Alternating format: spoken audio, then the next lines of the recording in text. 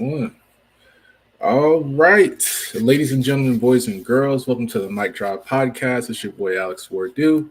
Um, Appreciate you guys for all coming through on Thursday. I had an end of the year stream that I had our end of our top 10 songs of the year. We had everyone pull up from Chick Smooth, Sound, D Fran, everyone. So it was great. I love doing that every year. It's just so amazing hearing everyone's opinions on the year, It's music impossible to wise. make that list. That's a hard list to Yeah, make. it's so hard, bro. Like, but that's the fun part about it. It's like everyone's list is so different. It's like it's very interactive. Um, but we're back again with another interview. I got my boy Adam Dash here with me. Say what's up to the people, bro. What's good, everybody? Honored to be on the show, on the platform. How are we doing? I'm doing great. I'm doing great. I just had a luxurious nap, Oh, so if I feel kind of a little toned down a little bit, bear I with me, feel you. man. You feel I me? feel you. I feel you. Yeah. So I know you have a podcast. I believe it's the Yes. Sound Centric Podcast. Yep. Talk a little bit about what inspired you to start that podcast and just growing up into Yeah. growing up where you're from, just background, everything. Yeah. It's crazy because I'm about to be on episode 100 coming Oh, out. It's my next episode is number 100, which is wild. nice. I'm from Jersey, right outside Philadelphia. Grew up a massive hip hop fan. Going through my '90s phase in high school and studying all the greats. And I still make music, but I used to be heavily in making music. And I went to Ohio State, and I was in a group chat for Ohio State rap fans because I wanted to Mhm. meet more people who liked rap, and my friends didn't like the artists I liked. And I would write to the void. No one would answer me, but I would just write music takes in this group chat. And someone hit me on the side and was like, "I like your takes. Who do you want to start a podcast?" And it had never really entered my mind. Like in high school, I wrote for my school newspaper. I got to interview Taylor Bennett, who's Chance the Rapper's brother in high school. So I had some experience interviewing and I enjoyed writing always. Mhm. So I was like, yeah, sure, let's start a podcast. I don't know what this will be about. Like my mindset going into it, because I'm like, do we discuss the big dogs? Do we talk about Kendrick, Drake, J. Cole? But Mhm. I'm addicted to Twitter, so I'm all over Twitter. And I'm like, Yeah. there are these artists I see on Twitter that are just as amazing that Mhm. don't get aren't highlighted yet because they're rising artists. So I thought that our thing could be kind of interviewing and giving a Nardward style podcast episode to the guys who aren't getting that attention yet. And because I felt that as an artist, I knew how it felt when someone would reach out to me and be like, "Yo, I heard your song. It's the best feeling ever." So if I Yeah. could help give that to people and do a full length interview with them, that was the mindset. So we started with a group of three. It was three of us doing the podcast. Okay. Then one guy left pretty early on. He wasn't as into it. Then me and my friend Sam were running it for about a year and a half. He had to step away because he has his own career now. He's in physician's assistant school. And Mhm. this kind of lined up with my career path. So I've been still doing it. And that kind of, once he left the podcast, kind of pushed me to have to do interviews every week, which kind of grew the podcast in a way because me and Sam beforehand could just do our episodes together. And now it's like, oh, I have to get someone if this is going to be interesting. It can't just be me talking all the time to a Yeah. screen. Yeah. So that really pushed me to branch out and start interviewing more people. And I have so many different inspirations. I'm a big sports talk radio guy. So Mhm. I'm always watching I like in a joking way, but I love Colin Coward. I think he's hilarious. Okay. Um, First things first, Rich Eisen. So there's inspiration from that and how sport debate shows work. I enjoy. Mhm. I grew up watching Conan O'Brien every night. Okay. So there's some late night inspiration there. And then Yeah. recently there's Pablo Torre, who used to be on a sports show, has a podcast called Pablo Torre Finds Out Things, where he uncovers and interviews people that people don't think of. And I like that aspect. So recently on my podcast, I had a concert photographer on because I'm like, that's an interesting person to interview because this guy takes photos of J. Cole and Travis Scott, and he must Mhm. have insane stories, and people might be like, "What's that career path like?" So that a little bit of inspiration from there, the Nardwar, Sean Evans, the really in-depth interviews where they hit you with questions where you're like, Yeah. how the hell do they Yeah. know that? Yeah. So I'm trying to branch all these different inspirations into one thing that's more music centric. Okay, okay, that's dope. That's dope. I think I have a similar timeline. Me and my boy DK, we just wanted to start a pod where we were just shooting the shit, talking about music. And then eventually we decided to like branch out and do more interviews and stuff. Yeah. And he's been kind of more like behind the scenes and stuff. I'm kind of like the person that's more forward facing Yeah. and stuff. But I've been fortunate to interview a lot of great people. I don't even know, I don't even know how people like even discover my pod, but Yeah. I've been able to interview Yurko. He mixed Donda back in the day. Oh You shit. know, mastering engineers, A&Rs, Yeah. photographers, all types of people, even people in hip hop media. You know, what's the dirt, Flacco, Chick Smooth. You know, it's Yeah. been crazy. Honestly, it's been crazy. Yeah. And then a lot of the DMs that I've been getting from people that I haven't even expected to even be watching me, it's been really telling, and it's giving me the courage to keep going. You know, so Yeah. um, I feel like yeah, shooting your shot's something I've learned a lot through this, that, like, most of these people that, like, seem so inaccessible, like, sometimes are very accessible if you just shoot your shot and be like, "Hey, would you wanna come on my oh yeah, show?" hmm And I think that's hmm something I've learned throughout this, like, worst comes to worst, they don't answer, but, like, you yeah, might as well throw a shot out there. Like, I got to interview someone from Earth Gang, like, I'm a giant Dreamville stan, so, like, that yeah, was like, "What? yeah. He answered me?" Like, that was crazy. Having Yeah, that sort even of just people in general just hitting me up because I do music as well. Just people yeah, like watching my pod and like actually seeing the content I put out there and being interested in me and what I personally do. It's like it's a blessing, man. Because yeah, I feel like I'm just another guy with another podcast just doing it. right? So it's nice and it's relieving to see how many people can really like reach out and actually watch people that you wouldn't even think are watching Yeah. you. That's why So I'm so, like, if I have one person watch an episode, like, that's crazy to me that one person cared what I mhm. had to say about music. So I'm very appreciative of that fact, like, anyone cares what I have to say about music because I Mhm. just love I've always been, like, the debate type, like, at the lunch table, like, top 5 point Yeah. guards in the NBA, like, let's get it. So, Yeah. I just appreciate that anyone takes time to listen to Yeah. anything I have to say. That's cool to me. Yeah. So who are some of like your favorite artists? I heard you say you were a big Dreamville fan. Who are some of your Yeah. favorite artists? Cole's definitely my GOAT. Got to go to MSG last weekend Okay. and see that 2014 show. That was How was crazy. that? It was a religious experience. That was Yeah. insane. Got the album right here to my left. Yeah. I see it. I Uh, see it. yeah, who do I got behind me? I got Kendrick, I got Tyler. I got 2 Tyler things behind me. Um, I've like I always say I have like 20 artists in my top 5. Like my Mm. I just like Okay. fit so many people. I'm like, yeah, they're my top 5. My dad makes Yeah. fun of me because he's like, you have so many favorite artists.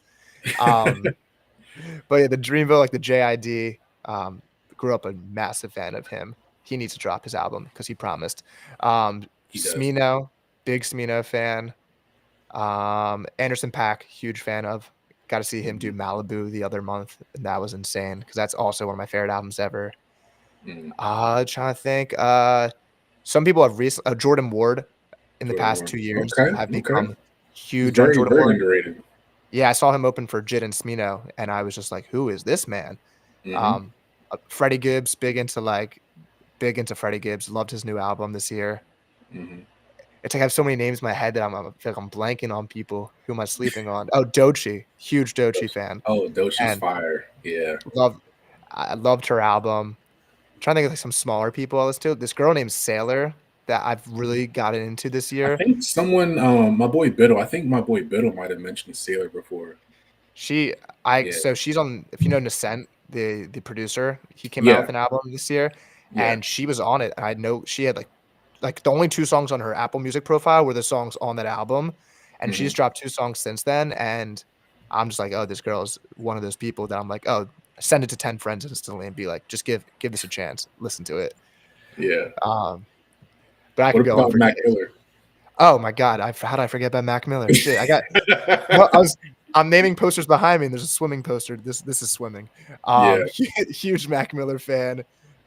Faces, Good AM, swimming. They're just constantly in rotation. I love that man.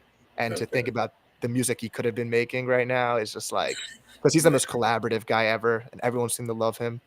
Yeah. Uh, What are your love, top 5 Mac Miller albums? Because I'm a big Mac Miller fan too myself. I was like yeah. raised on his music, So Yeah, I have 2 older brothers, so they were, like, peak into that, like, kids era, like, the early mhm. 2010s, so I Yeah. was just listening to whatever they listened to, but it's a revolving door of what my favorite is, but I feel like if I'm being real with myself, it's like Mhm. I think Good AM is his best rapping and best like full out album rapping.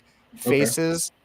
Faces beats wise are my favorite, and I just love like the randomness of that project, like a song like Friends and like the ad libs he's doing on that project. Mhm. But Swimming is like the album. It's like, it came out the perfect time of my life. Senior year of high school, like that's the album I needed during that Yeah. period. Yeah. Circles Circles is my freshman year of college, and I can't even listen to it because it brings me to my dorm room, and I get very sad because I'm like, "Fuck, I graduated college." And then fifth is like probably like watching movies or kids, probably kids. But Kids. then we're Yeah, getting my to my personal favorite would probably be. I don't think you've mentioned it. For me, it would probably be Macadelic because I was yeah, like I think from start to finish that just the whole album. I don't know. It just everything about that album for me that was probably like my only real classic, undeniable classic Mac Miller album that I could yeah, say is like, yeah, that's the one. And then Faces, obviously, yeah, Swimming, even the Divine Feminine to a great, certain yeah. extent was really really cool. He's got one of those discographies that I think is similar to Kanye in the way that if you ask someone what's your top 3, we could both say 3 albums that don't overlap. Like, we could Yeah. have 3 like, I have a friend who's like, "My favorite Kanye is 808s, T-Lop, and Mhm. Ye." And I'm like, "Oh, that's not even 3 of mine." Like, I'm going Late Yeah. Registration, whatever. So I Totally. think Max like that, where it's every single person's gonna have a different one, and that's, like, Hmm. just I think he has a top tier discography up there with any other rap artist. Who are some of like your favorite interviews or people that you've had conversations with since starting your pod? Okay, let me think about this. Because 'Cause there's been, like, personal accomplishment ones, like I said, like the Doc Earth Gang one, like, that just felt crazy to me that I was interviewing someone like that. Or Hmm. I had on John Denton, who does, like, music reviews, and, like, I was Mm. genuinely just watching his music reaction videos, and, like, he's met The Weeknd, so it was really cool hearing his story about how The Weeknd heard his videos and, like, invited Mm. him to a concert. That was a cool episode. Trying to think. I did an episode with a rapper named Suave that I Suave. asked there's just one question I asked that I thought was my most important, like, conversation on the podcast that was just kinda about, like, imposter syndrome and, like, just Mm. thoughts about quitting and stuff, and I thought it was a very we were able to both get, like, very deep into that. So I remember, like, that question specifically in that episode. I'm like, "That was a good conversation." Hmm. Love Elsie whenever she's come on. Elsie's come on the podcast twice, and those are just, like, the fun debate type episodes. Bryce Fitz, I've had on a few times, and we've become friends. Mm. Ah.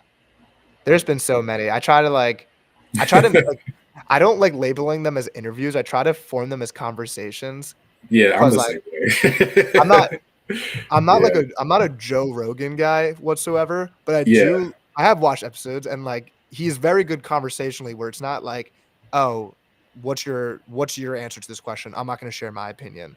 Like, me Hmm. as the Yeah. host, Yeah. I wanna intro it with, like, I'm not gonna ask this person, have you ever had thoughts about quitting? I talk about how I've struggled with that, and then I kinda lead that into a question, and I think that leads to a better Yeah. conversation 'cause, like, I don't wanna just be, like, the guy off screen reading from a paper, like Yeah. I think the more times you kind of like talk to people, the more you develop that talking style or just that yeah, conversation style. Because I know a lot of people like that, where it's just like question answer, question answer. yeah.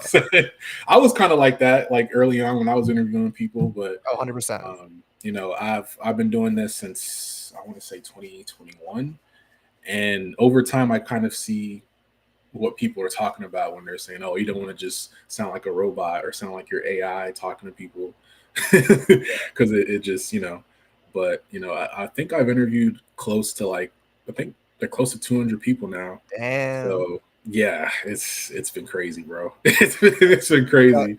Something It's been I've, like, crazy. been wanting to implement more is, like, my humor in the podcast because, Hmm. I've formed this whole friend group from Twitter of, like, artists, and it's funny because, like, we're in this group chat and they're like, "Oh, you're way more, like, funny than, like, I thought you were." I'm like, "Shit, I gotta display that onto the podcast." Yeah, And yeah, it's like it's can sometimes when you have the camera on you, it can be hard to, like, make the jokes that you normally make, obviously, because right. it's like, "Oh, shit, this is gonna go out to somebody." Yeah. Um I heard someone that, like, in sports radio talking about, like, anybody can be a good announcer in the NFL, like, with a good voice. Like everyone has a good voice, but it's like the references that they bring up and like their specific like niche of topics. So Hmm. like I thought about that. I'm like, oh, my thing, like, I love doing movie references. Like if that's something I do in my normal life, I should bring that to the interview too and bring that like Yeah, humor out. yeah. I mean, that's just stuff that you won't really get until you like do enough, and then you actually like listen to Yeah. yourself talk too. Yeah. That I've noticed too as well. People were like, "Oh, you sound like you should be on ESPN." I'm like, Yeah. I guess I'm happy. I, I guess which is just how I talk, but I'm I sure guess. you've broken this barrier already, but like how are you with hearing your own voice? Um, I kind of at first when I was listening to the podcast I've done, it's a difference between me when I like even the panel that I had last week where we had like 8 or 9 people on the panel. Um, it's kind of different when you're like hosting a panel of people Yeah. compared to like just talking to someone one on Yeah, one. yeah, yeah, yeah. So it's kind of like learning how to pick your spots and trying to also not sound like you're a robot Yeah. too. But that's again is just something that's just repetition. Just constantly just. I mean, even this year, I haven't really been consistent with like streaming. Yeah. But there was a point last year where I think me and DK were interviewing like 2 to 3 people every week for at least 8 months Damn. straight. So yeah, That's crazy. it was crazy. Even just like hitting people up, and 3 a week. they're like, Yeah. "Oh, yep." I had to like fit it in my schedule. Okay, this person's good for that Yeah. day. It was a lot, But I think it's just repetition is key with anything, right? Always. Yeah, yeah. Yeah, It's like anything you start, you're gonna suck at, which is like a hard way to put it. But it's like if you start making beats, just accept that your first beats are gonna be not good beats. And it's the yeah, same thing. I was listening to episode 1 of our podcast the other day just to like get emotional because number 100's coming up, and I'm like, mm, oh, it wasn't good. I yeah, love I love the confidence in it, but like our voices weren't there, and the energy, yeah. and like just the way of talking. But they It's were the also growing like, pains, bro. yeah, growing pains. These people were 2 strangers. Like we weren't even friends that joined a podcast together. We were strangers who like had to also become friends amongst ourselves, Hmm. which led to us like forming our own. Like I mean, everything's like a flow when you're talking to someone. It's like learning the rhythm of the conversation. Yeah, yeah, that's very true. That's very true. Um, so who are some people that you like in the future have either reached out to that you kind of want to do an actual maybe interview or conversation podcast, Yeah, whatever you want to call it? Who are some people that you've reached out to that you kind of want to have on the pod in the future? sure. I'll use this as my spot out. Yo, Ibrahim Hamad, I love you so much. Please come on the show. I would love to Okay. talk about the making of Dreamville and the behind the scenes of that. As I Mm. said, Dreamville stand. So I would love to have him on. I mean, J. Cole's obviously the goal one day. Who knows? Yeah. Yeah. Um, We got to make that happen, man. We got to make it yeah, happen. Hey, Cole a World. I lot would of love. people watch my pod. I'm like, hey, I'll see what I can do. Shit. Yeah, I'll pull some I strings if I yeah. can. I would love to get Rob Markman on one time. Okay. Huge fan of. I mean, I've been like a Genius fan my entire life, so I love what they've done. Yeah. Um, Let me think. Uh, there's like more. Who have I asked recently? Damn, they're in my head. There's someone from Complex who I really like his articles. Um, Mhm. I've never hit him up to ask him, but his name is Jordan. So shout out Jordan from Complex. I think you are an amazing writer. Okay. Um, Trying to think if there's any YouTube people. Um, I'll go. I'll go. How about you? I'll try to think of people as you give a list of Yeah, who you'd like to have on. I was on a pod called Let's Keep It a Bug podcast. I don't know if you've heard of it. It's a basketball podcast, and Okay, when I yeah, was on that pod, like my primary like purpose there was just getting people to be a guest on the pod. So I would just hit yeah, up like 50 to 100 people every week. So yeah, like that would be my sole purpose, just hit up people, whoever wants to come on, they can come on. yeah. So for me, it's so many people that I've hit up. But ideally, I would love to interview Boy Wonder because I think he's one of Fire. the Yeah, best producers that I personally heard ever. And I just picking his brain about working with Drake and all the people in the industry would just be yeah. dope. It would just be dope. Um, I kind of want to. I know I hit up. I forgot what his name was, but he's like the CEO of Audio Mac. I forgot his Yes. name. Z. Yeah, Z. Yeah, I would Yeah, love to have him on too. yeah. My I friend did. actually interviewed him, and I think I hit him up a while ago, but he's just so busy. Oh yeah, I've done like a networking call with him because I was trying to get a job in the music industry, but that wasn't like an interview. It was purely like Okay. just he was being nice enough to give me 30 minutes of his time to talk. Yeah, Um, yeah, he's great. I would love yeah. to get um another dream, far fetched, but KD because I know KD loves hip hop. Okay. I Yeah. think like getting an athlete on who loves rap music, especially because like he makes music, Uh-huh. that would be cool. I'm trying to think of other managers like Tyler the Creator's manager, um, Mm. who's helped with a lot of people. I think he's awesome. Oh, I had some more people in my head. I think it's cool to get people on who, like, love hip hop who don't really get asked about that. That's why, like, the KD would be cool. Because I mean, he's Yeah. always talking about ball, which he loves ball, but he loves rap too. Yeah. Yeah. Trying to think too. I just hit up so many people, man. I've Yeah. interviewed so many people on top of that too, as it is. Yeah, that is a great I'd question. also love to get Jid on at some point. I feel like I will one day make that one happen. I'm just trying to get Dreamville slowly. Yeah. I'm going to Dreamville Fest because it's my first one, and I'm like, it's the last one ever, so I have to get Oh, there. really? So I want to apply for a press Okay. pass. So that'd be cool if I can get a press pass and interview whoever When is ends that? up That's on in that. April, right? Yeah, April 5th and 6th, I April think. 5th and 6th. Okay. Okay. Yeah, that would be dope. That would be dope. Yeah, I'm trying to think. Yeah, it's a lot of people. A lot of people like Ian Schwartzman would be dope. Yes.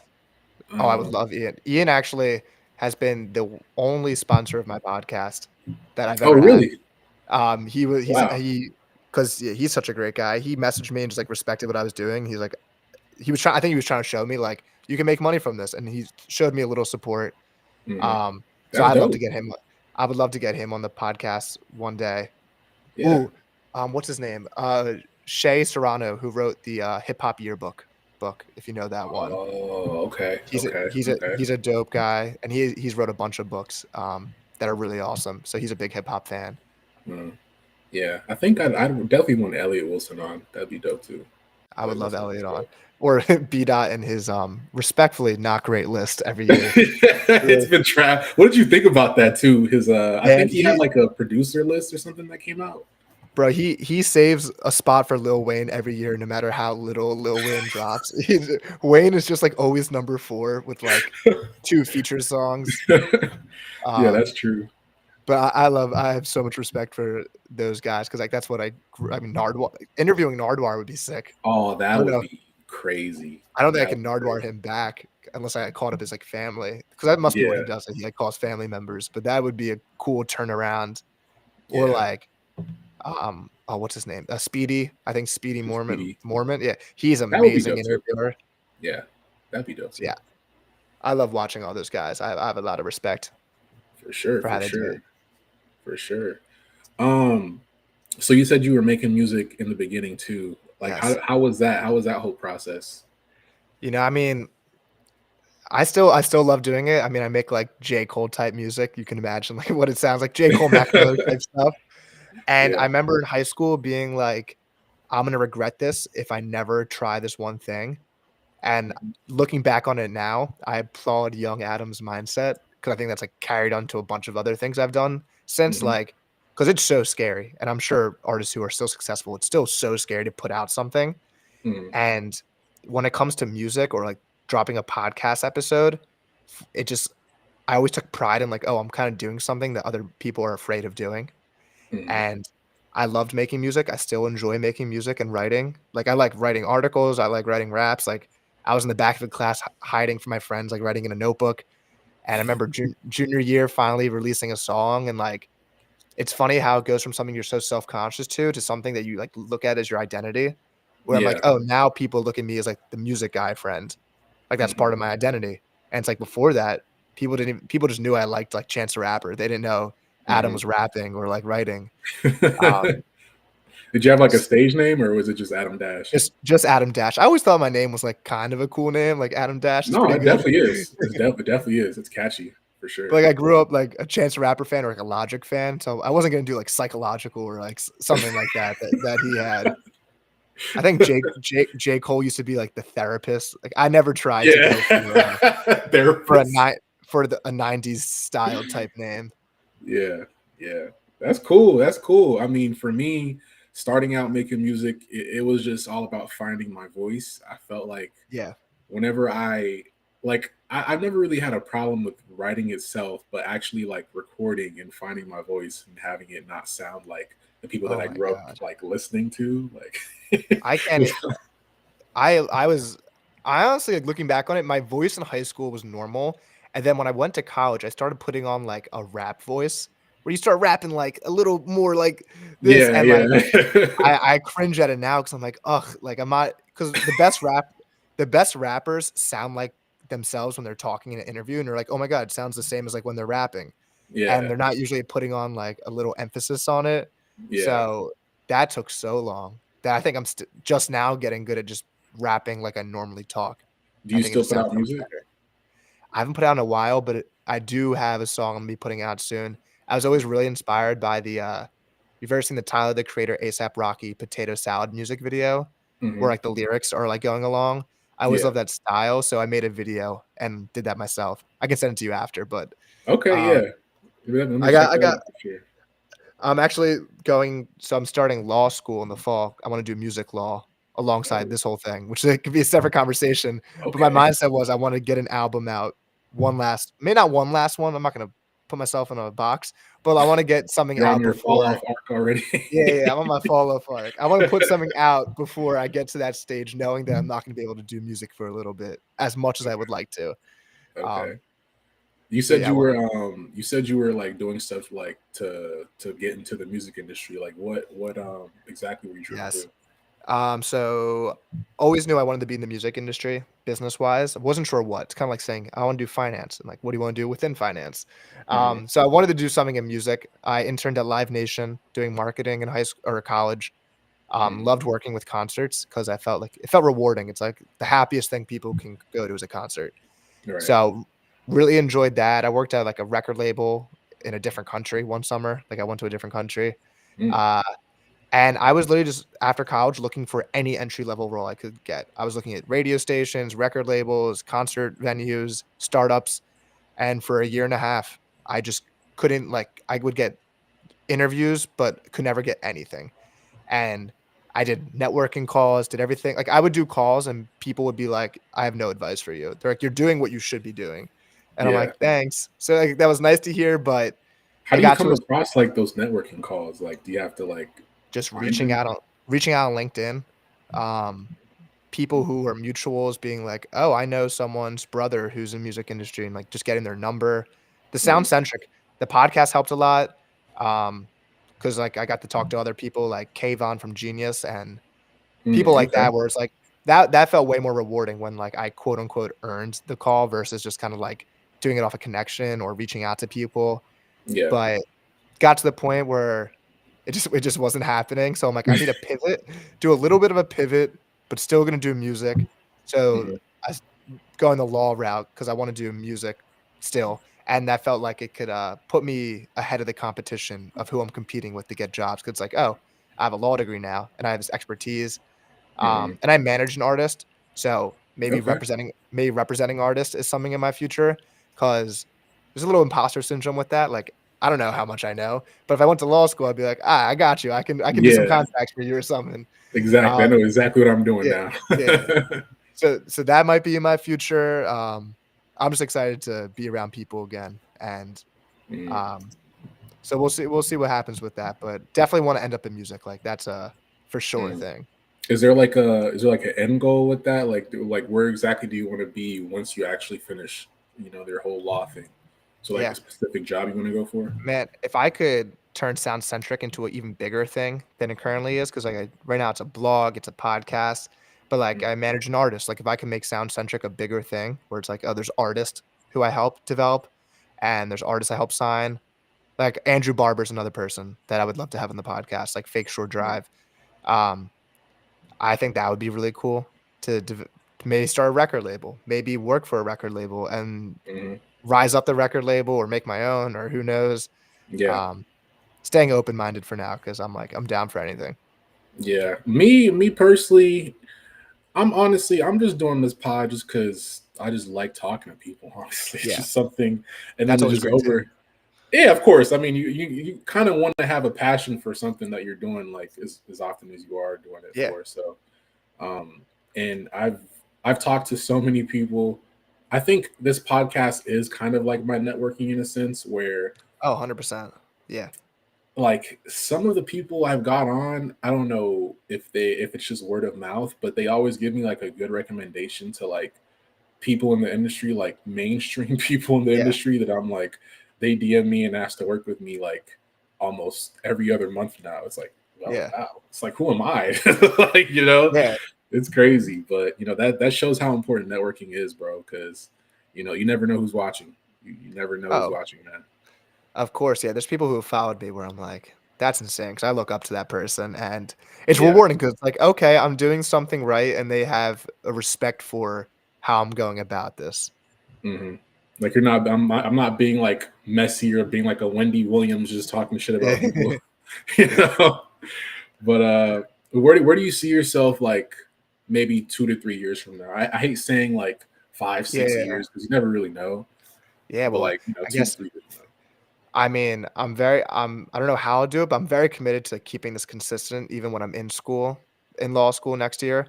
And I now. think it might be something that grounds me, that keeps me like alive. Cause it's like sometimes Mhm, this could be my stress reliever outside. Like, I still have this hobby that I'm continuing. So mhm, hopefully in 3 years, I'm graduating. I'll be working for a record label or an agency and I'm still representing artists. Hopefully I get my guy, Drew Kelly, who if you've never heard Drew, he's amazing. mhm, Hopefully my guy's popping off a little bit more. Maybe I'm helping some other artists. mhm. Hopefully by 3 years from now, hopefully I'm on episode 300, not 300, probably 200 and two. Yeah, I'm not doing one a week. Don't be like me doing like 3 episodes a week, man. That's Yeah, it's no, fuck crazy. It'll take a toll on me. Trust me. screw that. Maybe we're 3 years from now, we're on episode 300 Yeah. and there's I wanna be, like, respected by the culture and people are like, "Oh, I enjoy it," because we all hear the complaints about media and, like, how they Mhm, go about that. So I yeah. take pride when someone's like, "Oh, I enjoy your interview," like, you're actually asking good questions. Mhm. So I take pride in that, so just growing my audience. I don't really care about views. Maybe I should more about, like, analytics and stuff, but I really don't I focus never on it. have. Yeah, I never Yeah. really have. Like, a lot of the people I interview, the reality is they're smaller artists. So it's like Mhm. they don't even have a huge fan base yet. So it's like, yeah, I wasn't expecting that interview to get 50,000 views. Like, that wouldn't make sense. I'd be scared, like, did I say something in that interview? Why does it have 50,000? Why Yeah, does it have you just assume it's 50,000 like views? negative if they have all these people watching and shit. Yeah. Yeah, yeah. So so that's, like, the reality of it, but, like, I enjoyed that. So to kinda build that niche following, I would love to do in-person events too. Yeah, That me was too. something. Yeah. Like, I wanna be working hopefully, I'm gonna go to school in New York City, but we're gonna see about that. But, like, my brother lives in New York City, and he hosts events for creators, which is more broad, but, like, it's just general content creators. But I would love to do, like, music events, knowing how I felt coming out of college looking for a job and how Mhm, hard it felt, like, the whole networking thing, and if I mhm, could create it easier and, like, maybe it could be simple as a bar meetup and it's just, like, industry people and artists. I would love mhm. to do, like, live podcast slash maybe the artist who I'm interviewing performs a little bit, and it's like a Sound Centric presents Yeah, XYZ artists. That's yeah, something I've always had in my mind. yeah. No, that's dope. That's dope. I kind of, maybe potentially, I plan on doing the same thing as well. I was even talking to a lot of people that I do podcasts with frequently about trying to find like a central location so that people could just pull up and we can just do content together and stuff. So I know my boy Sound he has a podcast in Rhode Island. It's one of the biggest podcasts in Rhode Island. He has like a little warehouse and he just has people pull Oh, up sick. and stuff. So it's just about finding a central location because I have a friend that lives in Houston. I have a Yeah, friend that lives in Seattle.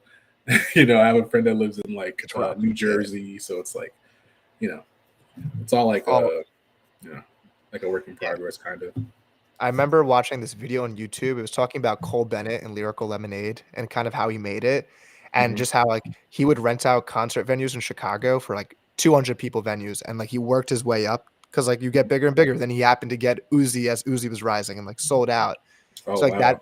that story of how Lyrical Lemonade started always inspired me to be like, "Oh, you can, like, host these small events," and my brother, I've seen firsthand him do it, which is he's events where, like, 800 people sign up, and it started with, like, literally just a bar meetup for Wow. creators.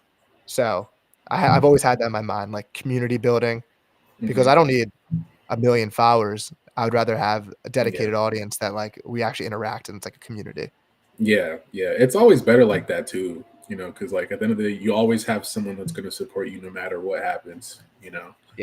That's Um, why I get mad when artists aren't like responsive to fans. I get why like big artists aren't, but like when smaller artists aren't responding, yeah, I'm like like, why you acting what are you Hollywood, bro? Like you have like 10K or like 15K. yeah. Like, come on, bro. Yo, someone commented on your video saying fire or like this is so good. Hmm. Respond because like I know how I felt when artists would respond to me when I was in high school, like Logic responding to a tweet at the time, and I was like, "Oh my god, like I Hmm. love this guy," and Hmm. that could lead that person buying your merch. That's $30 for you. That one tweet could have like led to that. Not Yeah, that it's all money centric, but like yeah. the community building and just like being a person to people Hmm. goes a long way. So I try to do that. I try to make sure. I mean, I post the tweets because I want people to say their take on it, and I want to share my take back. And like that's the best part of music and about sports. It's Hmm. not like being mean to each other, but it's like respectfully like going back and forth and Yeah, having yeah. that discourse. Oh yeah, because I know this year it's been toxic with the whole Kanye and Drake stuff. So Oh, of course. And like I'm not stupid. I'm a white guy talking about rap music. I get it. People will post like yeah. my profile pic under one of my tweets, and I'm like, it's a handsome guy. Like, what do you want me to say? Like, you Like got me on point. even You my got boy, me. What's the Dirt? Like, have you heard of What's the Dirt? The It sounds YouTuber. so familiar. He made that Drake and Kendrick breakdown where he was kind of like he kind of I think I forgot what video it was, but he was like kind of defending Drake in a sense. He's from Yeah, Canada, but he does like full on breakdowns of like yeah. just beefs and hip hop and stuff. And people were giving him a big deal because he was talking about the amount of times that I think Drake had said the N word in the song or something like Yeah. that. And people were like getting on him and shit. I'm like, he didn't mean it in that way, but you know how Yeah, people yeah. are. People, especially Kendrick fans, it's like we got to It's funny. gatekeep the culture. Yeah. It's I'm a ridiculous. bigger Kendrick fan than Drake fans. It was so funny, like having people like think like they're like OVO paid you, and I'm like, it's just so funny you're saying that because behind my bed is a To Pimp a Butterfly tapestry. Like I don't have Drake stuff in my room, and Yeah. it's funny looking back on that now because like I mean Kendrick just outmaneuvered him, but Hmm. that discourse, I mean, it was fun it was really cool. It's probably the coolest hip hop moment I've ever Yeah. seen because I mean, older stuff, I mean, Twitter wasn't really a thing. And like Hmm. Pusha T, Drake, I wasn't fully like locked in yet. Hmm. Although Hmm. I'm a huge Story of Adidon fan. Yeah. I'm a big Push fan. That's another person I forgot to name him before. Love Push. Okay. Um, Okay. but I thought that was that was the coolest thing ever when they were beefing. Like I was out at a bar in New York City when Family Matters dropped, rushed out of there. Me and my friends are like huddled up listening to a phone, go back in the bar. Then he drops Meet the Grams. It's like, what Beat the the fuck is grams. happening? Yeah. Yeah. That was insane. It was like a whole moment. It's like the first time I've seen in a while where people have cared that much about hip hop in a while. I feel like just I everyone loved it. just talking Oh, it was about it, having opinions on it in a while. I don't it even think Pusha T and Drake had that much of an impact on oh, hip no. hop. So, I remember I think Questlove was like, "Hip hop's dead." Like, I every, like, 5 years, someone says hip hop is dead. Questlove's yeah, a goat. Like, love Questlove, but yeah, it's like, "What do you mean? This is the coolest moment I've seen in hip hop." It was awesome. People would yeah. come up to me.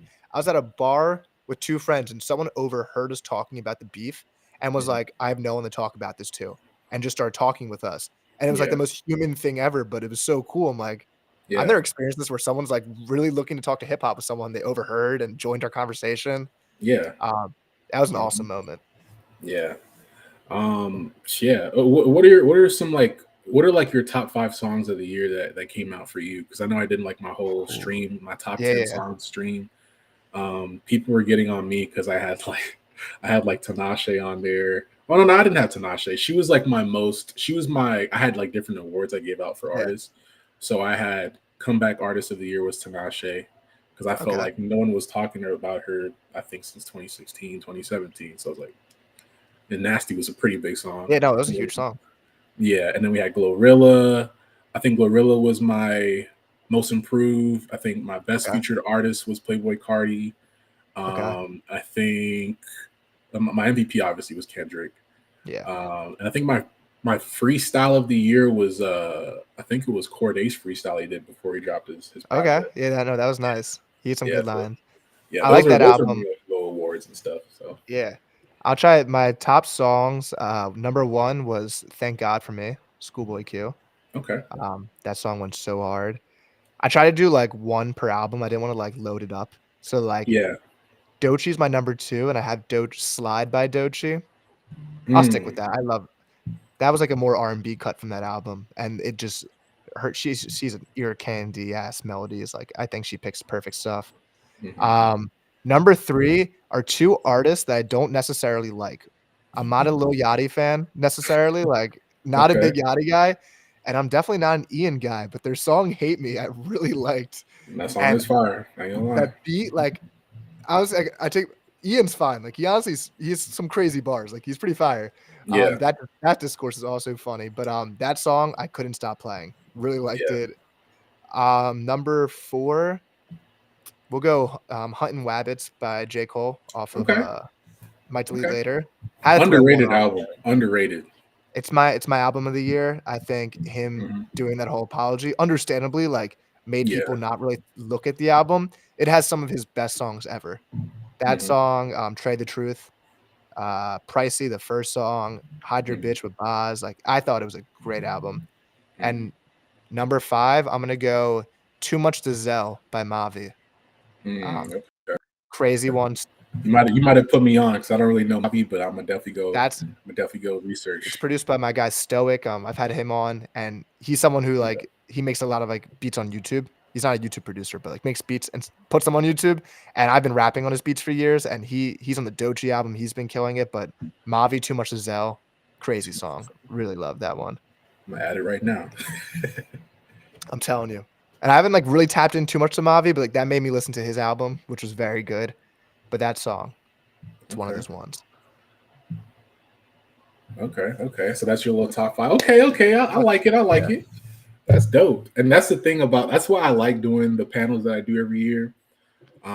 It's just it's every listen is going to be different. It's not Yeah. going to be the same, especially when it's a year that had just a bunch of great music and stuff. It makes for great. That Right. stream had me rolling. I'm not gonna lie. It was Bro, definitely fun. making these lists makes you think about like how many songs came out. Like I think I Mhm. tried making a top 15 and I'm like, oh no, I didn't put Mutt by Leon Thomas. Leon Like I Thomas. Oh, that love was a that great song. album. Oh my Oh, it's gosh. an amazing album. I'm And an it's R&B guy, so that's for me. That's like R&B album of the year for oh sure. my he was amazing.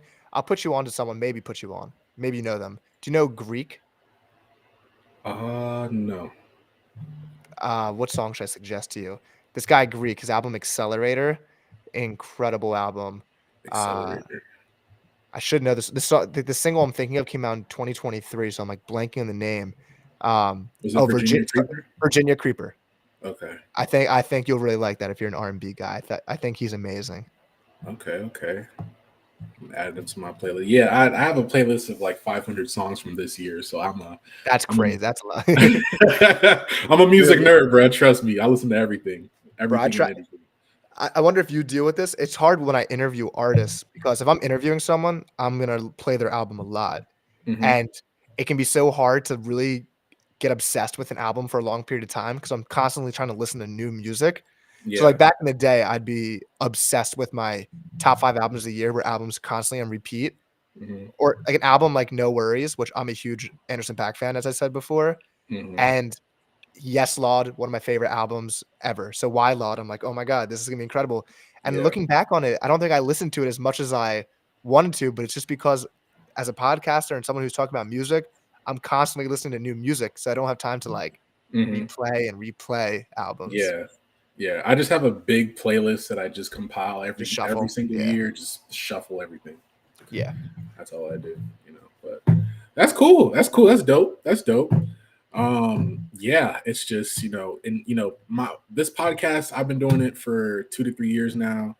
And I kind of want to take it I don't really know many active rappers that have podcasts. I know Joe Budden's Yeah. retired and he has his podcast, but I don't know too many active rappers that have successful podcasts. So I kind of Yeah. want to go in that realm. Yeah. Yachty kind of had that, Oh but yeah. He did that whole crash out that one day where he's like, "I don't even want this podcast. Like, I'm doing this for you." Yeah, That on his that birthday too. I was like, the oh my fuck. god, oh, that was rough. Yeah, I love rappers similar to like KD in basketball. Like, there's some I have this Mhm, belief that some basketball players are just really good at basketball, but they don't love basketball. They're just really good mhm, at it. And there's rappers who are naturally really good at rapping, but don't love rap music. But there are certain rappers who are nerds about rap music. I think mhm, those are the ones that like, you need a podcast from. Like, I'm not as yeah, much of a fan of Logic anymore, but you can tell Logic loves rap music. Or I yeah, think J. Cole, like the people who are really tapped in, or Drake clearly loves rap music. Drake seems to be tapped into every single person. yeah. So I think it'd be cool to hear from those guys. Especially from people that like they're so rich they don't really need to rap, but they have that Yeah. passion just burning inside them. Like I just have to rap. This is what I do. Yeah. Like my life. Right, which is why J. Cole's not retiring. He's lying about it. What do you mean you're retiring? You're I you hope he's lying about it because I don't know, I man.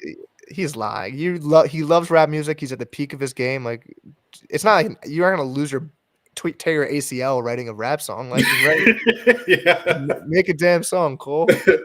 Yeah, it's like rappers don't really retire, so it's like, yeah, I guess you have a point there. Yeah, Jay-Z retired in 2003. Like, what do we he retired with the Black Album. What are we talking about? Retired a couple times, I heard. My But dad always says he saw the Who on their farewell tour in like 1982, and they're still touring. Like he thought he saw the last tour years ago. But yeah. I told him I'm going to Dreamville Fest. I'm like, it's the last one. He's like, yeah, I'm sure. I'm sure it's the last one. I'm like, all Yeah. right. Jermaine Who do said you it. who do you think is gonna pop up at the Dreamville Fest? Man, so I wonder if they're gonna go like extremely hard for the last year. I They don't know should. what I don't know what his like thing with Kendrick is right now, but like that would be crazy because it feels like Kendrick's gonna drop something else maybe. Yeah. Um, I think he's gonna so be going on tour around that time too, right? yeah, I'm sure. It seems like Cole's gonna be setting up the drop soon. Yeah. Last year was Cole, SZA, Nicki Minaj, Chris Brown. I feel Oh, like oh yeah, Chris Brown was there. So I feel like he'll level up from that. I think he had Lil Wayne one year. Maybe it'll be Drake. That'd be sick if it was Drake. I feel like he's had everyone already. Like He who has. else is there? Maybe Like, Jay-Z. I'd be down to see Hove because I've never seen Hove. yeah. That'd be I heard about crazy. Rui and Mal talk about that on their podcast too.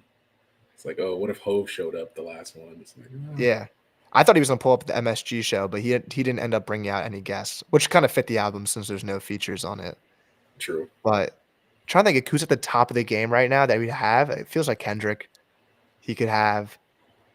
I don't know. We'll see if anyone like pops out kind of like soon that just I don't know who are headlining type artists like Future, but like I don't need to see Future as a performer. He's probably not a great performer. Yeah, I don't think he's like a headline. Well, he is a headlining artist, but him by himself, especially for like an arena, well, he could probably do it, but it's not. It's like comparing that to like Travis Scott. It's like there's a clear, like Travis is doing stadiums. You Because know? he's also a performer. Travis would be cool. Yeah, I've never seen Travis, so I'd be down to see LaFlame just do one of his yeah. legendary shows. I don't know, That, Cole one of the people. He seems like he's friendly with everyone in rap. Everyone seems to mess with him. yeah. So Even that, even just bringing that up, that's like it makes me bring up a conversation I was having with my boy D Fran. Like once like Drake, J. Cole, and Kendrick retire, like who are we really good? What's the next big three that we're gonna have? Like, I think we're in the era of just niche artists and niche in everything. Like every hobby you can have mhm, possible. So I don't think we're gonna get stars anymore. I think we're just getting like really niche communities. And I don't know who's the closest we've came to like a superstar recently, like Jack Harlow. Uh and I like Jack so Harlow, I but do because you also as an artist you have to want to be a star. Not mhm, every artist they might think they want to be a star until they know what it comes with it. Some artists just want to have enough of a following to go on tour and make a mhm, living off of music. Not everyone wants to be like superstardom. There's like a yeah, desire and there's a type of artist. Doechii seems like someone who is set up to be a superstar just from the way she's going about her career and like from her mhm, personality from interviews. So I don't know if we're gonna get any big people anymore. I think we're gonna get those like B-list type fame levels. But I think it's gonna be I don't know if we're gonna get anyone who captures a whole generation the way those three dudes for a decade plus have yeah. done it. It's just interesting to like really see where hip hop has gone. Like, I mean, we're at the half point of the decade now. It's already 2025. It's like Yeah, time's no going one's by came. super Yeah, fast. And it's like nobody. Like, nobody. And rappers can rap when they're old now. It's no longer like t yeah, 15 years ago. I don't know if Rakim dropped an album. I'm not sure if people were like trying yeah. to get it, but Jay-Z drops 444 and it's like, wait, these old guys can drop classic albums at this age? Hmm. So, I mean, they don't need Drake doesn't need to stop. Kendrick does not need to stop. Cole doesn't. Jay can keep dropping. Wayne can keep dropping. Hmm. So they're not getting pushed out yet. They're not getting phased out. Like rock and roll stars are touring at 90 years old. And I think it's cool to see hip hop becoming like that popularity level where I don't know, you saw 50 Cent does a sold out tour still Hmm. in stadiums. And I was in London 2 years ago and I saw Wu Tang at the O2 Arena, which was crazy. Oh, And I'm like, okay. they're selling out the O2 Arena and it's Wu Tang and it's 30 Yeah. years out after their classic album. So I think we're seeing these artists can like last longer. So there's no dire need for that next star. Maybe Hmm. Juice World seemed like he was kind of being that, Yeah. before his I upsetting think it was passing. X, Pop Smoke, and Juice World for sure. That might have been the Yeah, three and because they're so we just lost all 3 of them, it's crazy. it's But, crazy. I know. like, people really connected with Juice World, and he was super talented, so he seemed like someone that was, like, probably the next big star. Hmm. Hmm. It's just very interesting to see, like, because I don't know, like, it's a lot can happen in a couple of years. Obviously, like, if I was to look at the artists like in tiers, right? You got the Drakes, the Yeah. Kendricks, the J Coles. I don't know. Would you put Travis in that tier? Realistically, yeah. Maybe What about Future? Yeah, I would. Future, Nicki Minaj. I'd put Tyler in that tier. I think he sells just as well as them. He's the fan base, the tours, the festivals. I think Hmm. he's up there. Kanye is still there, even though he's not dropping great stuff, but Yeah, it's he's still always up there. Kanye. Yeah, Yeah, he's still Kanye West. I'm And just then trying to like think of like the next generation. Like, is it like what Playboy Cardi? Is it? these guys are just fumbling their he's not fumbling his career because he'll drop and it'll go crazy, but like he has such a strong fan base and he's just messing around with them. He's just leading them on and screwing them. Yeah, And like at a certain point, your fan base is gonna find like a Playboy Cardi clone that they get attached to who drops music consistently, and they're gonna stop listening to Playboy Cardi. They're like, okay, you stopped dropping for 5 years, yeah. and I'll go listen to Netspend or Yeet. Like I don't know those guys, but like Yeah, we don't yeah.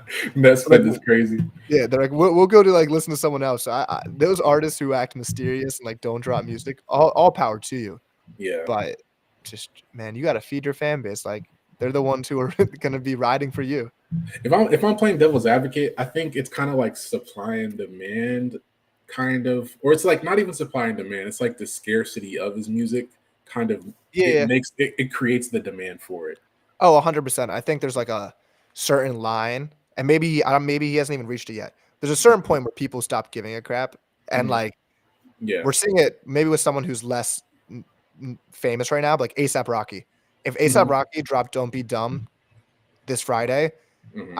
I'd be like, I'll listen to it, but I'm not that excited anymore. It's like you've been teasing this for 3 years. Like Yeah.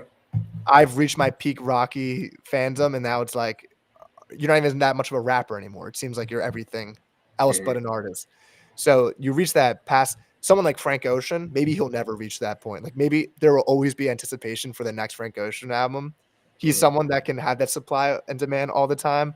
But Hmm. certain artists, people move on, people move past you, and Kendrick Lamar can take 10 years, and we will be waiting for 10 years for Kendrick Lamar.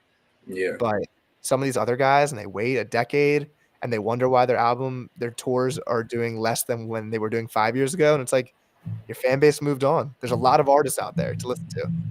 That's true. That's true. Even with like some of the female artists, like Cardi B, she hasn't dropped since 2018. And that's about to be Yeah. 2025 now. Oh So my god, that's crazy. She was the highest selling debut album ever or whatever. She wins a Grammy. And I mean, she's another person who's like doing everything but the music, but she still lays fire verses like mhm. the Lotto one from last year. Like she's still great when she raps. Yeah, yeah, But it's like all these other girls are, and there's now we're in an era where there can be more than one female rapper who's amazing. Like it used to be just exactly. one. But it's Yeah, like there are a lot of girls coming in. So Cardi B, your next album might not do as well because we found our replacement. Like we have Yeah, our other options now. there's been hella other female rappers that have, since the time you've been absent, have kind of rose, Yeah. to stardom. Yeah, that's all about consistency, man. No matter what, even if people say, "Oh, this is mid or it's not as good as your first or your second album," consistency is the name of the game. That's why I feel so. And also another person I would love to interview, Corday. Like a lot Yeah. of people giving him shit about like first week sales. Like Yeah. I saw that clip first about week that. sales, yeah, that shouldn't really matter in the totality of it. If it's great music, it's going to stand the test of time as long as you're consistent too. Yeah. He had a really good answer to, I'm not sure if you saw that clip, but someone asked him about first week sales. And I'm not sure if he deeply down thinks this way. If he does, great for him. That he's like, I don't care. I sell out tours. He's like, Mhm. why do I care? I have fans in the audience. And that's like the healthy way to look. Cole's talked about that with like the whole Wale thing. It's like, bro, Mhm. you have fans. Like you're complaining about like what fame level you're at. Like you got fans. Look at them. There's Yeah. people crying, DMing you like you helped me through XYZ moment in my life. And it can be hard to appreciate that when you're looking at like what you could have because the grass is always greener. I Mhm. know my artist friends look at the artist like a tier above them. Like, damn, that person just tweeted like that they're thinking about quitting music, but that's crazy. Like they're at the craziest point in their career. And they probably look at the Jid level and they're like, damn, I want Mhm. what Jid has. And Jid probably looks at the next level and it's like, that's just human Exactly. nature. Exactly. It's like not everyone can be super uber famous. You know what I'm saying? If that's, and that's not even, I don't even think that's everyone's goal in music is to I be don't think super famous. I think they think that's their goal, and then they realize that's not what their goal is. Yeah, like I think it's just, I mean, for me, it's just, as long as I have like a solid, like you said, niche fan base, that's what should matter. You Yeah. know, If you like can shit go. tour, people spend money to go see you perform. That's insane. Like that's awesome. Like if you can Mhm. make a career or a living off of music, that's the dopest thing ever. And that's like such an accomplishment. If you're selling out 10-person rooms, 50-person's rooms, like 50 people bought tickets in real life, spent money they Mhm. worked for to see you. That's insane. I think it's also the internet kind of like clouds that artist like perspective too. It's like when you really think about it, like what you said, like 50 human beings came to see your concert, like 50 people in a room. It's a Like lot. It's I a can't lot even of imagine people. like 50 people in a classroom. Like that's a lot of Yeah. people. It's a big classroom. That's like an oversized class right there. Yeah. So So the internet, I mean, they do what they do, and it's the same thing with sports. It's the same like talk they have in sports that everyone on the internet like hates rap music and everyone hates sports. It's like don't you? It'd be way more fun to love what you like than to yeah. hate on it. Everyone's hating the rap game. I think the rap game's the best ever. Like I can listen to any style of rap I want to right now. If I want the old school boom bap, I can go listen to Freddie Gibbs or Griselda. If I want to listen to new school people, like you can find the top tier version of every lane now. Mhm. That's So I why really like I don't really agree when people like, oh, rap is so saturated now. It all sounds the same. It's like not necessarily. They're just not being promoted as much. yeah, it does not. You can find anyone you want, and you have to support them. Go support the artists that you Yeah, think don't sound that way. exactly. And it's those people that say that don't support the artists that they really listen to. It's Yeah, like they could be bigger if you guys all supported them. Like I'm a big Corday fan. I love the Lost Boy. The Lost Boy to me is a classic album. it's a great album. Um, The new yeah, one's good. I liked it. I liked mhm. it more than the last previous one. The I forgot what it was called. It was I can, Chronicles. yeah, I can picture it in my head the cover. Yeah, yeah, but from a bird's Uh, eye view or something like that. yes, Yeah, that's what it was. Yeah, yeah. I'm a big Corday fan, man. And that that's probably another person I would love to have a conversation with because I know he goes through a lot of hate, especially nowadays. Just picking his brain, seeing what he has to deal with on a daily. It would really open my eyes to as an artist and a content creator myself. yeah, Like these people are human beings at the end of the day. that'd be I think awesome. that kind of gets lost in translation. I'd love to also have Chance the Rapper was like my OG like Mm. favorite artist. So I would love because I mean I need him to drop the album. I It's was been a such a minute, big yeah. I was such a big Chance fan. I in college we did a concert at Ohio State for Taylor Bennett, who I said like I interviewed in high school. So I was Mhm. talking to like his merch guy with his brother-in-law. I remember him being like, "Yeah, Chance is gonna be dropping next year," and that was like 2022. And it's like, oh, Chance has really been teasing this next album for a while. Yeah. And I mean, he deals with the same nerves that anyone else deals with. And it's probably better just get this album out and then start working on the next one. Like, you can't be a perfectionist. There's never Yeah. the perfect time ever to drop. Mhm. It's like Andre 3000 talks about it. He's like, he's self-conscious. And it's like, you're the GOAT. What are you self-conscious about? He's Yeah. like, no one wants to hear me talk about like Mhm. old shit. I would love to hear Andre 3000 talk about anything. Yeah, just anything at this point, right? You Bro, know? he could freestyle, rap about what's around your room. Like, you have such a way of words, and it's like that's crazy that someone at the peak of their skill is Mhm. self-conscious, and that's like a message for anyone. You can keep deep in, like it never stops. So you But might as he's well like, oh, just let me just play my flute. do my flute. Oh man, If he headlines Dreamville Fest with that flute, I'll be pissed. bro, that's that is some J. Cole type shit to do. So let's start off with Andre 3000 with the flute. Yeah, oh my, I'd be out of there. I could see him having Outkast though. That'd be kind of a cool show. Oh, See that would both, be dope. see them both on stage. I would love that. Yeah. Yeah. Now I'm really thinking like who could J. Cole really bring out now? Like, I feel like he likes bringing out like a 2000s type person or like a 90s person, but who would be relevant enough where people would, the audience, like a majority of them would know who it is. I don't know. Maybe Kanye. That'd be crazy. but then it's like, do you want Kanye out there with a live mic? That's insane. It's rough. That's a scary one. Give him a Like you live never mic. really know. Like ever since 2018, it's like you don't really know what to expect, you know. But it's Kanye. It's Kanye. I mean, I'm Jewish, and he was my lock screen for the longest time, and I'm like, I think I had to change it. I think I'm being self-hating if I have him as my. I'm like, he's the GOAT though. Like shit. Yeah, He made late registration.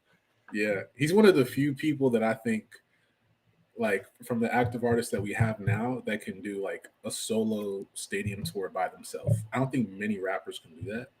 Yeah. I think he could do himself. I think he's the greatest artist ever.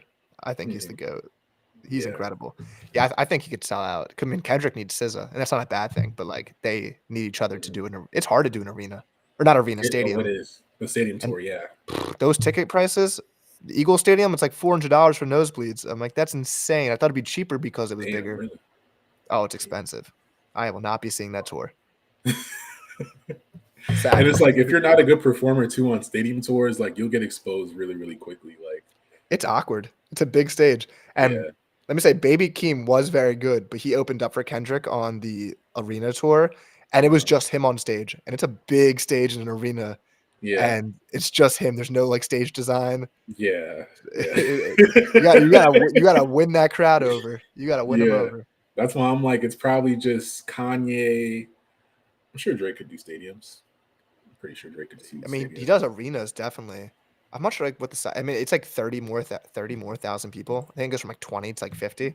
Yeah, around. It's like at least like 50,000, 45,000, 50,000 Yeah. at least. But I don't even, as a fan, I don't even like those bigger shows. I'd rather go to a small show. Yeah, that's just like, especially with like the mosh pit type of crowds. It's like, yeah. My friend, Mr. Morale, was his first Kendrick show ever, and he was like a shorter type of guy, and he was not ready for mosh pits. He was like, I did not enjoy that. It's scarred. He's like, that was rough. Yeah. I can just imagine like having to use a bathroom when you're in like that big ass mosh pit. Like, oh my God, how do I get out of here?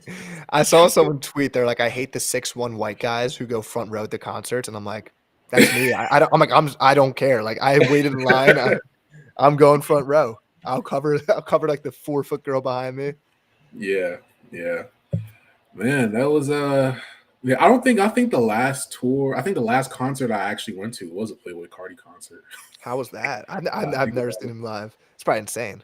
It wasn't like I didn't have like floor seats, but I had like it was this college in Orlando. I forgot what college it was, but it was like a smaller venue. I think it was like, was it like 10,000, 15, 12,000, 15,000. But it was like right after he dropped Whole Lotta Red. I think it was like, I want to say maybe March or something like that. It was cool, but a lot of people were like, because it was so dark in there, there's like, is that Playboy Cardi or is that like a doppelganger? Yeah. It's like the MF Doom. Like MF Doom used to have fake MF Doom perform for him. People are like, that's not MF Doom. It's just a guy in a mask. it was completely dark, so like no one could really see Yeah. shit. So it's like, but it was fun. It was cool. When I was working at Live Nation, because like I would get tickets to the concerts and they have like the top portion. And they're Mhm. like, once you sit up in these seats, you're never gonna want to go GA again. And they're right, because my lower back when I'm standing for that long in the GA pit, it's rough. Yeah, Even yeah, Dreamville Fest, I'm gonna have to get like my core ready. It's hard. Those festivals standing all day, yeah. that's How tough. long are festivals usually? Like 4 or 5 hours? Longer, it's probably like 2 o'clock to 10 p.m. Oh, And you need to eat and spend like $40 on chicken fingers or whatever they charge at these festivals. Uh, it's hard, and then you wanna be front row, but, like, am I not gonna go to the bathroom all day? yeah. We'll I see what don't, happens. I don't think I've ever been to one, but eventually I'll probably go. I was gonna go to Rolling Loud this year, but I didn't get to it in time, so maybe next year. But In high school, because 'cause I'm from outside of Philadelphia, like, Made in America was, like, our thing, so, like, that was Labor Day weekend, so we'd go to that, and one year was raining, so we were just, like, walking in mud, and mm, J. Cole was headlining, and my friends made me leave because it was pouring rain, and I'm, like, a high school kid, I don't know how to get home, so I'm like, "I guess I can't see my favorite artist ever," mhm. and I had to leave during the J. Cole set, but festivals, they take a lot out of you. Yeah, for sure, for sure. It's funny because like my first concert I went to was a Lecrae concert, and then the next one was a Playboy Cardi That's concert. crazy. That's crazy. It's like the exact opposite, but Yeah. it was cool though. It was cool. I'm a music fan, so I listen to everything. I listen to like rock, classic rock. I listen to hip hop, R&B. I can go from listening to like there's this guy. Someone put me on yesterday. I think his name was OK Surf. Okay, I'll have to tap You in. ever heard of him? Yeah, Good? OK Surf. He has this one song that my friend Rome, because he's an artist too, he put me on. It's called Brand New Money by OK Surf. It's fire. I was listening. When I heard that song, I was like, I gotta listen to all of his music. And I think he started out doing. I think he was signed to a label, and then he left the label, went independent, and he kind of blew up off the single Brand New Money. So I can go to listening to like an artist like him to like Pierce the Veil to like SZA to Leon Yeah. Thomas to like Kendrick. It's like I listen to all types of music, bro. That feeling when you find an artist and you get to go through their entire discography because 'cause you're like, "Who is this?" That's the Yeah. best thing ever. Recently, I'll give you someone. This girl named Vita, Mhm. Vita, her song "Butterflies," her Mm. her rollout for this album has been insane. She's a song with Smino on the album, but she's Mm. blowing me away, and the song "Butterflies" was in my top 10 of the year. But Okay. it's like I think she connected with Timbaland, so it has, like, that 2000s kind of, like, futuristic sound to Okay. it. Okay. Really, I like that. really fire. I Even, like Tommy Richmond, I was becoming a huge fan of, and I remember that. someone sent me "Million Dollar Baby" the week before it came out, and I was, like, Mm. seeing it on TikTok, and I'm like, "Oh, this is a hit like, this is a hit song." I Yeah. like I sent it to my friends, I'm like, "Song of the summer." So it's cool to Yeah. look back and be like, "Oh, he actually had the song this guy just had the song of the summer." Insane. He definitely did. He definitely did for sure. And that's Tommy Richmond's another one. That's a lot of minutes listened to on my Apple Music rap He's thing. fire. A lot of minutes listened to Tommy Richmond, Brent Fayez, Leon Yeah, I Thomas, love Brent. a little bit of Cleo Soul. I'm an R&B guy. What can I Yeah, say? I'm an yeah, yeah. R&B guy. I got when I, like, love an R&B artist, I love them. I'm a big Ari Lennox fan. I Hmm. really like Ari. I like R&B singers who write like rappers, if that makes sense. So, like, I like SZA because I feel like Yeah. SZA writes like a rapper, but she's just singing. I think Hmm. Brent Faiyaz does that.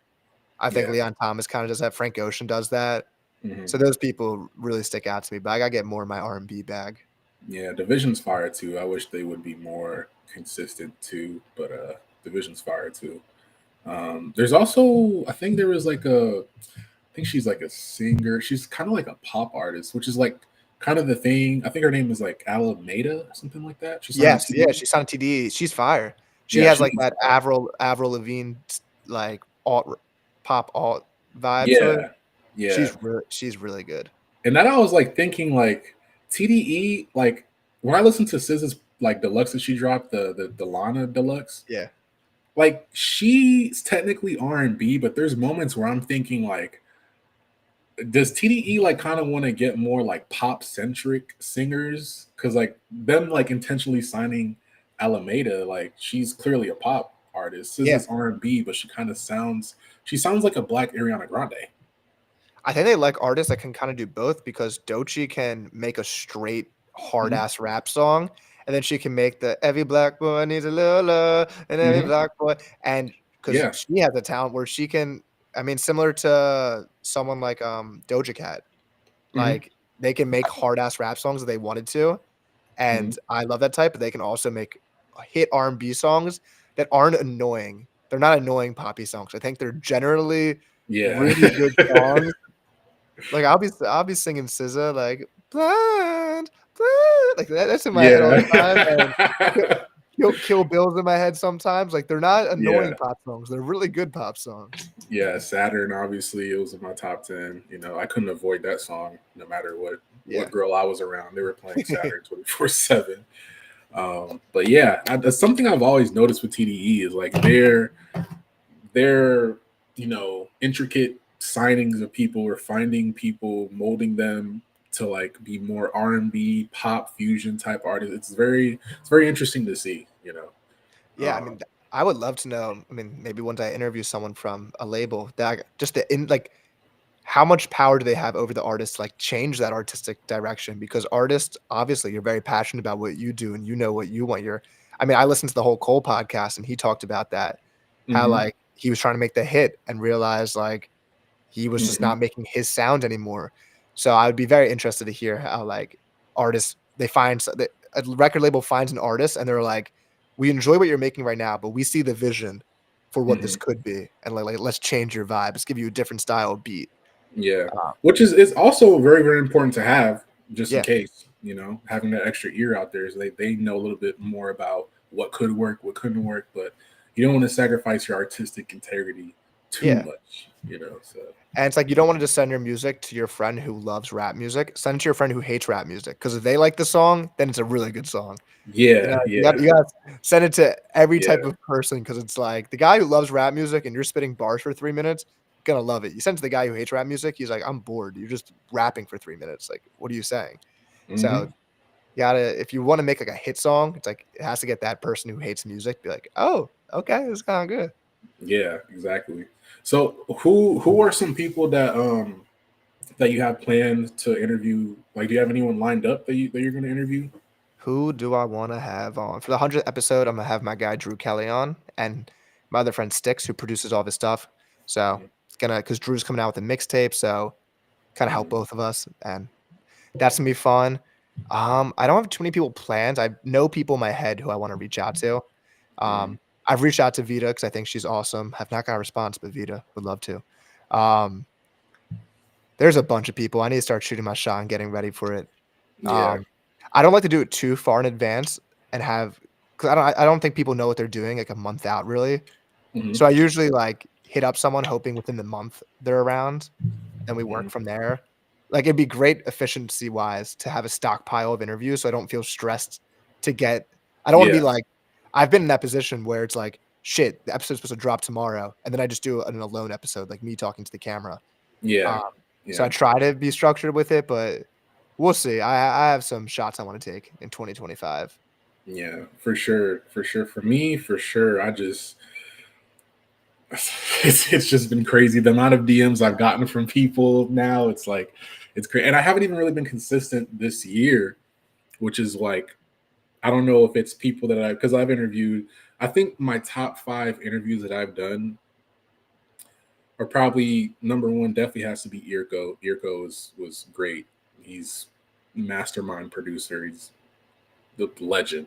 Mhm. Irko, um, I've done so many interviews. I gotta Yeah. look. Goddamn. Obviously, Poetic Flacco. He works at No Jumper. He's a pretty controversial figure, depending on who you Yeah. ask. Um, What's the Dirt was cool. Chick Smooth was cool. Um, but as far as people that I do want to interview, I think I already talked about that, but Boy Wonder and stuff like that. But I feel like I don't know. I feel like there aren't too many solo hip hop podcasts where it's just one person talking that really intrigue people. Not that I'm doing it for other people necessarily, because I'm Yeah. doing it because I love it, right? But I just Yeah. genuinely love talking to other people. you know. I know like Rob Markman's kind of started doing that where he makes videos where it's just him talking to a camera. I've done Hmm. episodes like that, and like I said before, like I like Colin Coward, and sometimes Colin Coward will do a 10-minute rant where he's talking to no one, and that's Hmm. a skill set. People don't know that's a Oh, skill it set is. It is. until you have to look into a camera and just talk and act like Yeah. you're talking to an audience. So I think it's really hard. It takes a really certain type of person. Hmm. Um, I've thrown myself into that arena, and I've honestly been impressed with myself being like, "Oh, I think I actually rambled pretty well." You can't just Yeah. go into that not knowing what your take is, though. You have to Yeah. go in with an idea of, like, some shit you Hmm. wanna get off to Yeah. the You can't people. just freestyle it. I mean, certain people can. Like academics does that pretty easily. But I think he's I more think you like might that. be surprised. Those people might have planned takes in their head because, like, Colin Coward says, like, some metaphors and, like, some stuff that's so funny. The Yeah. sport take I don't agree with, but I'm like, he has a team of writers, and they come up with stuff, and Mm. it's like you have to do like, if I'm gonna make a comparison to from someone in the NBA to someone in rap, like, I have to come prepared with that. Hmm. My thing might have just Yeah. froze because my phone died. Now we're Oh going no, to the you're Mac. good. We're going to the Mac screen now. Yeah. You're good. You're good. We had the iPhone Yeah. camera before. But yeah, that takes you need preparation, you need to be a certain type of Yeah. person, but I do enjoy, like, the talking head, like, one person. Hmm. And you need good camera editing, like, you probably need, like, pop-up stuff and, like, stuff to keep people engaged, and I hate Yeah. video editing. I do my own video editing, and I hate it. Mm. So you I do get so everything bored. by yourself? Everything by myself. I do the audio mixing, which that's fine, I just have a preset thing, but Hmm. video editing, it's just I have no interest in it, so I don't know. I It's a lot, man. It's a I've been doing most of the stuff by myself too. I got my boy DK, but he's yeah, been kind of busy with life and stuff. So it's just been pretty much been me yeah. reaching out to people, doing podcasts, doing panels, networking, stuff like that. Doing in real life pods eventually. I might do an in real life pod probably March or April. Have Sick. people pull up, So That's awesome. um, That's the goal yeah. one day. I would love to do that because 'Cause I've been to festivals where, like, I went to Roots Picnic, which is a Philly festival made by the Roots.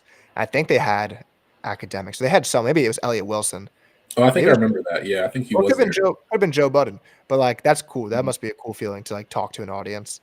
Yeah, yeah. I think that's out of like all the things I want on my checklist is actually maybe setting up a booth or just something simple to where we can talk, even if it's like 5 or 10 people, just having an audience listen to us and stuff. That'd be Yeah. cool. That'd be cool just to test it out. And again, you just never know who's listening. That's one thing Never. I've learned this year is just you never know who's watching, man. So For try not sure. to be an asshole to people. Yeah, yeah. Try to be nice. Try to be cordial. Yeah. you know. But I never I really mean had that problem. But just a I reminder mean about that. yeah, I mean, you hear that in the music industry. They're like, "You never know who knows who," which I'm too nice of a person to ever, like, be a a dickhead to Yeah, someone. It's like, yeah, I don't have a fear of coming off that way to people, but, like, that is a yeah, thing because you never know who you're gonna do business with down the line, and you yeah, don't never wanna burn bridges. for sure, for sure. So when's your next podcast? When exactly are you gonna do your next podcast? I've been currently working on a bi-weekly schedule because Okay. I mean, it's a waste of an episode if I'm not getting clips out and I'm not getting content out of it. So if I was like, I've gone through phases of doing like one a week or try to do more than one a week, but then I'm not getting enough content out. So I try to milk out clips every single day. And that Hmm. usually gets me 2 weeks worth of content every single day.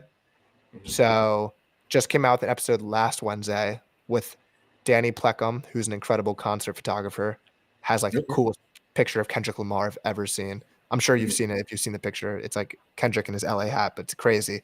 Okay. Um, then next week is episode 100, and I'm also launching a newsletter.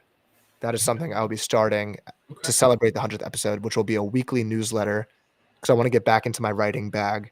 Okay. And it's going to be a weekly article about something in hip hop that I'm writing about, whether it be on the business side or just an opinion.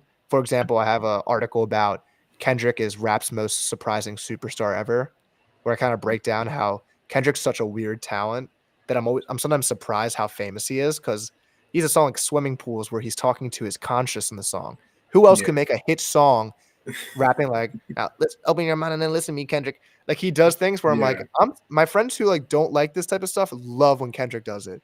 and Yeah. so that's like just a concept of like what you can expect. It could be funny Okay. articles. I have a hot take that like I hate when not hot take, but I hate when rappers rap about poop or like diarrhea. Like Cole has so many poop lines, and Lil Wayne does, and You must not be an I Ice Spice fan. Huh? oh my god, Ice Spice, and so I want to write an article like that could be like a funny one. Like, why do rappers keep saying these lines? No one likes them. Yeah. So I'm gonna try to get that out weekly. I want to include in that like artist spotlight, maybe like verse of the week or bar of the week. Um, Mhm. so I'm just trying to create more outlets of content, and maybe I can reuse my podcast content on weeks that I'm kind of not thinking of something. Be like, okay, can Mhm. chat GPT a transcript down to an idea of like Yeah. what we want God to get bless out. AI, right? I need to start utilizing it more. My brothers get on my ass about that. Yeah. But I want to start just I mean, I just love talking about music in any medium, whether it's literally talking or writing about it. So I'm Mhm. just trying to expand, doing a little rebrand to the page because, Mhm. like I said, my co-host has not been on the podcast for about a year now, and the Yeah, me podcast too. cover still has him on it, and I Yeah. just haven't made a new podcast cover. And Yeah. I was just being lazy. So I have a new podcast cover being made. So with the 100th episode, I'm gonna rebrand my entire page Okay. and kind of put a new foot forward. Yeah. And I'm probably gonna do the same uh, with mine too, because my co-host, he hasn't really been on too as well, but he had some real life stuff going yeah, on, so it's understandable. But yeah, I'm probably gonna rebrand a little bit. Um, I have noticed there are a lot of other podcasts that have my name, MicDrop Podcasts. I know it's interesting. Yeah, that's an interesting issue. yeah, I've had that.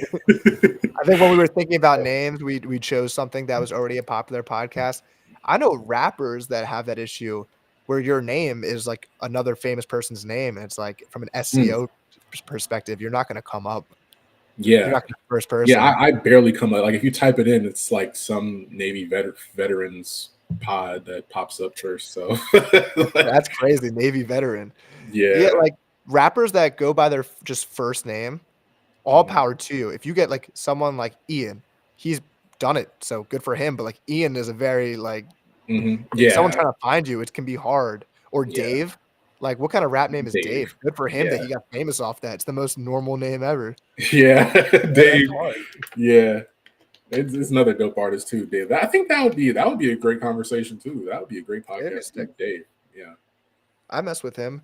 But yeah, that's an interesting the podcast. I remember when we were trying to think of a podcast name, we made sure to like look it up after, and we're like, I think our first choice someone already had. I'm like, fuck.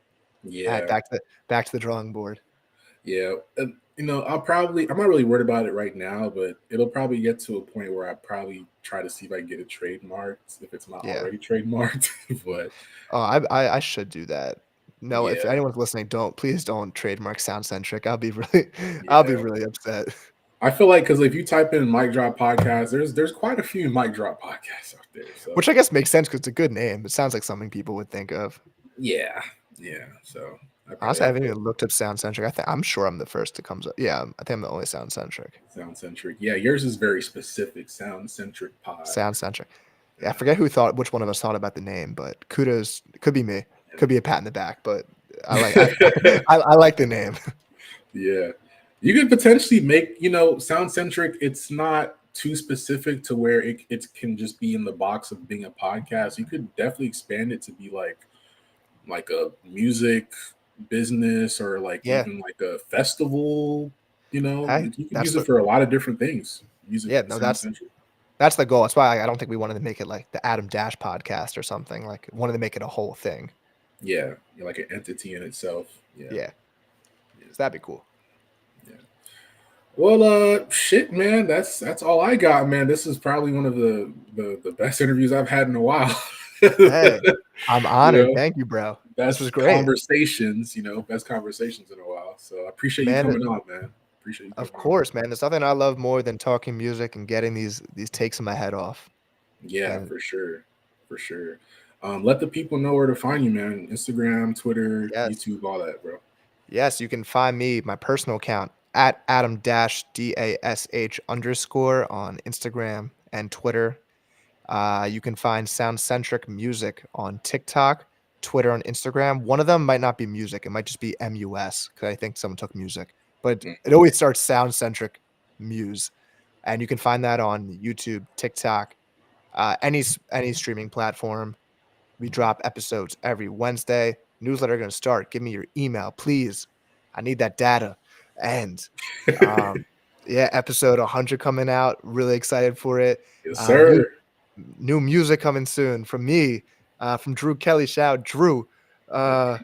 What else we got? I don't know. Please follow me. It'd mean a lot. Thank you so much for having me on the show, bro. I always really enjoy just talking about music. No problem, man. I'm the same way, bro. Again, you're welcome whenever you want to come back on. You're welcome, man.